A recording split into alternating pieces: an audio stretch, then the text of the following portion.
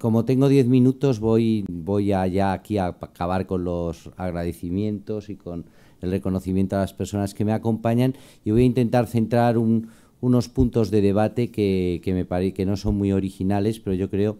que pasada cierta edad ya nos conformamos con los lugares comunes, que suele ser la mejor solución para la mayor parte de los problemas. La ley de autonomía del paciente, que ha tenido tantísimo referencia entre nosotros, realmente no describe o no crea una serie de supuestos, podríamos decir, una suposición que es de difícil aplicación al proceso del final de la vida. Pues la ley de autonomía del paciente está centrada sobre el hecho de un señor autónomo que acude a un prestador de servicios al cual le admite o no le admite unos servicios como uno se compraría un coche u otro o una circunstancia así. Hay que entender que la autonomía en este sentido fuerte que se impuso tan radicalmente en nuestra legislación y no en el resto de las legislaciones europeas, cosa que hay que decir, porque nosotros no estamos homologados en este punto, tenemos una legislación, podríamos decir, estadounidense, gringa, dirían los mexicanos, ¿verdad? En este punto, pues, por una especie de golpe de mano, ¿verdad?, de cierta vida, pues la ley no es que sea más autonomista o no, o mejor, o su opción sea preferible, sino que describe una situación que no necesariamente se adecúa al proceso ante el que nos encontramos, porque normalmente en los procesos del final de la vida nos encontramos con una realidad que aquí se ha hecho mención y que es la realidad fundamental. Estamos ante personas dependientes, cuya seguridad probablemente depende más estrictamente del nivel ético de quienes les atienden y profesional que de otra cosa. Y, por supuesto, una protección legal, de atención a su dignidad, etcétera, pero que dependen fundamentalmente de eso. Podríamos decir, este modelo, o podríamos decir este tópico, como falla en algún punto, pues inventa otro tópico, podríamos decir, ya desde la definición de este proceso por el juez del Tribunal Supremo norteamericano Holmes, que fue probablemente el que empezó a centrar esta relación autonomista estrictamente en la relación médico-paciente, el cual, por cierto, también es autor de una sentencia a favor de la esterilización forzosa. Por lo visto, la autonomía era para determinados pacientes, pero cuando se encontraba con verdaderos dependientes, personas que le parecían dependientes, tiene una conocidísima sentencia donde pronuncia la terrible frase, ¿verdad? 3 generaciones de idiotas son bastantes.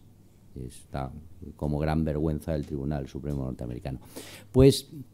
a lo que quería decir es que se inventa en este sentido un modelo que es la voluntad anticipada. La voluntad anticipada está muy bien, se ha traído también el debate sobre eutanasia como principal argumento muchas veces para justificar que la petición era real, que es decir, bueno, pues entonces lo que hacemos es una voluntad anticipada. El problema de la voluntad anticipada, sin embargo, hay que decirlo, porque estamos todo el día hablando de voluntades anticipadas y además como si nos fuéramos a poner a nivel de no sé qué, es decir, cuantas más voluntades anticipadas consigamos, mejor nivel tendremos. Pero ¿hasta alcanzar qué nivel? Porque, claro, el nivel de voluntades anticipadas no es muy alto en ningún sitio del mundo. Es decir, porque la gente no suele dejar anticipadamente sus voluntades respecto a este tema. Y no es un problema, siempre se dice que es un problema de información, porque parece que los que informan así cobran para informar. Y entonces se dice, no, es un problema de información, es que no estamos, o no estamos suficientemente formados. No, es que es una realidad que incluso en Estados Unidos está ahí. No funcionan estrictamente como solución para traer la voluntad a la realidad, al momento presente, al momento de dependencia, la existencia de una voluntad anticipada. Porque además la mayor parte de los documentos que se están produciendo en este momento llevan también a una enorme duda sobre la valía de determinadas voluntades anticipadas formuladas hace muchísimo tiempo. Y así el documento del Grupo de Trabajo del Consejo de Europa concerniente a la atención al final de la vida se pregunta en determinado momento, y que ha informado recientemente el Comité de Bioética de España, que es un documento realmente muy bueno y recomendable, pues se pregunta en determinado momento cuántas veces hay que reiterar o cada cuánto tiempo hay que reiterar una voluntad para que tengamos la voluntad actualizada. Entonces, podríamos decir, ¿hacia dónde se ha desplazado la atención si estamos viendo que el modelo que se nos está describiendo es un modelo basado en una suposición falsa? Por supuesto, no quiere decir que se desplace hacia la prescindir de la voluntad del paciente, porque la voluntad del paciente, la voluntad que puede manifestar a lo largo del proceso de su enfermedad, sigue siendo el punto fundamental, porque estamos tratando con personas libres, evidentemente,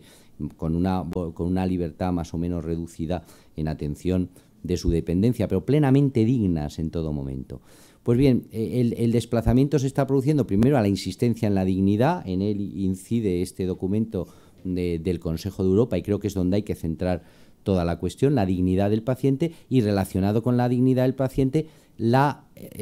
descripción de un proceso de toma de decisiones. Es decir, curiosamente, el documento del Consejo de Europa se centra en la toma de decisiones, y el informe SICAR, francés, que tiene muchos aspectos francamente rechazables, como habla de un gesto letal en determinado momento, porque los franceses son los reyes del eufemismo y ya han inventado gesto letal, que es una cosa preciosa para matar, no sé yo, gesto letal. Pero aunque habla de esto, realmente ellos centran el tema en los siguientes problemas fundamentales, que es un tema al que también hace referencia el Consejo de Europa, y es un tema que se ha señalado en la introducción y es al que hay que llegar. Primero, hay que formar personas para el tratamiento al final de la vida. Antes se ha hablado, y para los paliativos, y hay que formar a los profesionales en atención a ese momento que se va a producir, y hay que adecuar las instalaciones y los sistemas sanitarios al hecho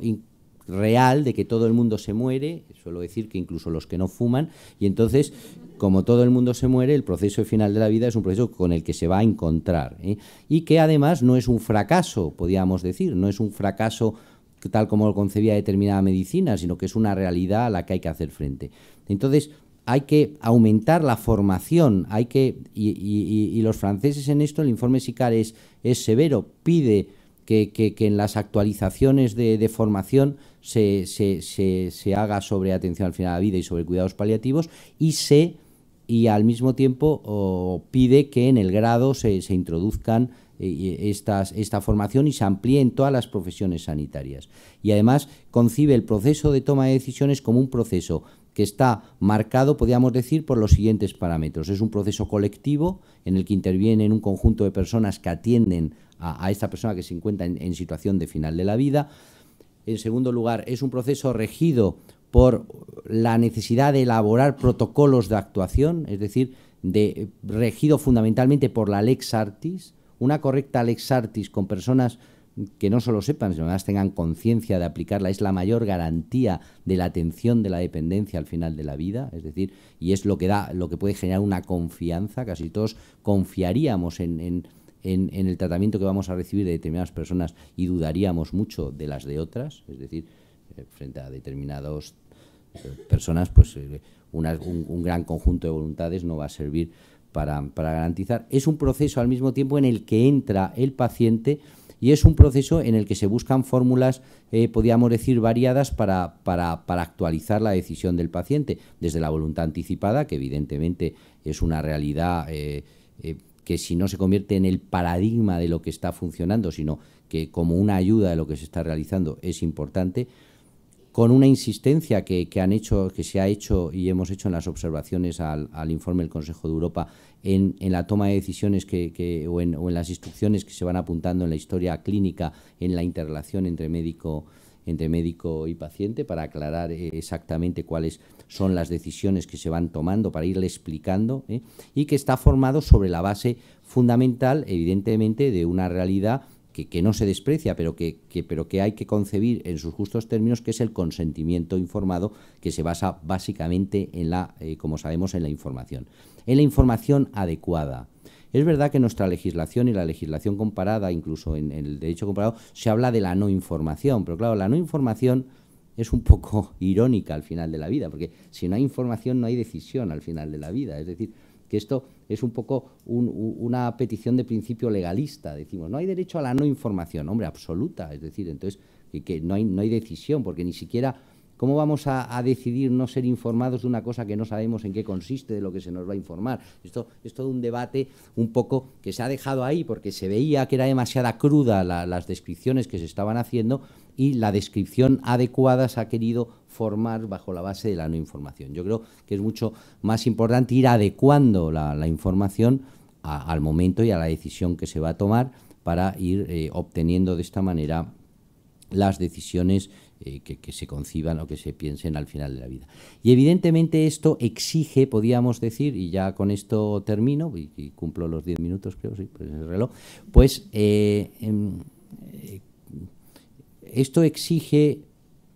una legislación, que no es la legislación específica de la autonomía del paciente, que está muy bien, es decir, porque cuando uno va y puede optar entre operarse de no sé qué o de no sé cuánto, o ver si el riesgo este o este otro, pues está muy bien, pero que en atención al final de la vida debe centrarse en una regulación nacional, por nacional me refiero a España, el Comité de Bioética de España, no, es que aquí hay que aclararlo todo, esto es un país un poco... Pues una legislación española, o sea, al nivel de toda España, sobre